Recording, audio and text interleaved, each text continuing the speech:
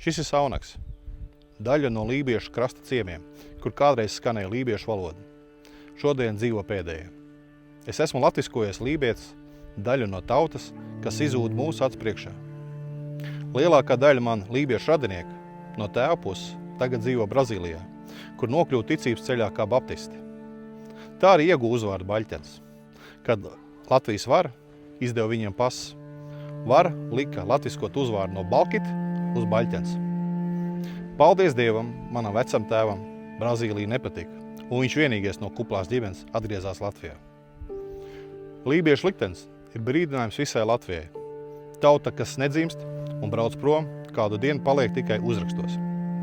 Tāpēc mūsu galvenais mērķis ir nevis koprodukts, bet dzīvot griba, lai latvieši šeit dzimst, paliek un atgriežas.